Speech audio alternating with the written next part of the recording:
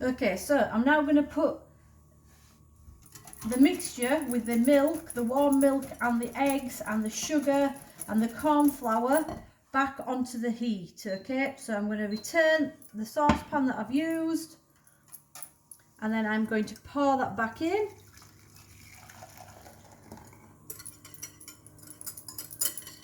And the key to this recipe is that we just continue to whisk. Okay, so that's pretty much what you need to be doing. Just continue to whisk.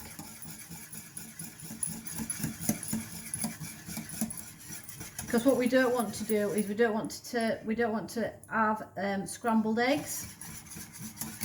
And if we were to let the mixture just stand, then that is what would happen.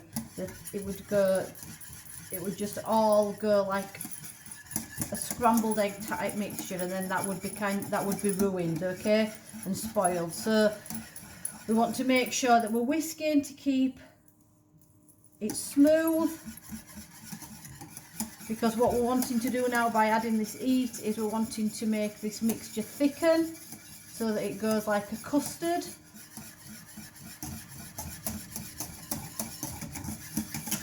Don't give the eggs a chance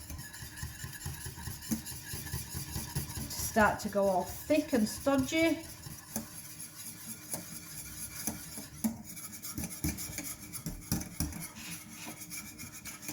Okay, again, just whisk, whisk, whisk.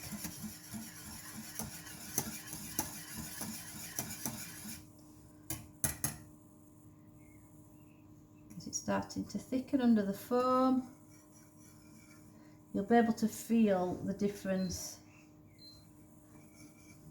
You can just feel the difference as it goes, as it turns. You can just feel it. Your whisk doesn't go through the mixture as easily, and I can just start to feel at the bottom of the saucepan that it's starting to thicken. You probably can't see it, but it's just feeling it go. Yeah, I can start to feel it thicken now. You might be able to just see the consistency has changed. Yeah. So you might want to take it off the heat a little bit and just hold the saucepan and keep that whisk going. Let's get that mixture thickened. Can you see how it's now gone really thick? We don't want to make it too hot so that it's bubbling and boiling. Just whisk, whisk, whisk. And then at this point, that is when we add our butter. Okay, so if it's the softer the butter, the better, really. So this just adds to the creaminess of the custard. So carry on whisking. I can see that my butter is melting.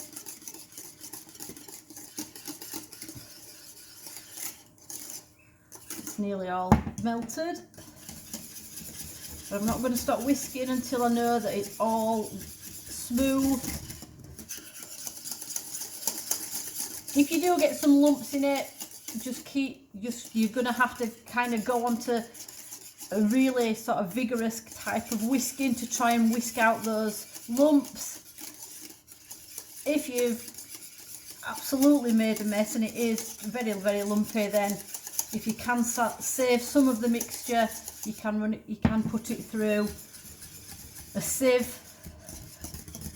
But if you follow these steps, then you should be quite successful in making a nice creme patisserie. Okay, so that is done. What I'm then going to do is I'm going to get a bowl. I'm going to pour my custard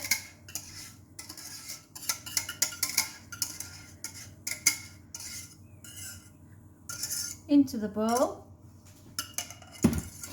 and then that has to be kept, that's left to cool then. So what I'm going to do is, so that it doesn't form a skin on the top, I'm going to add some cling film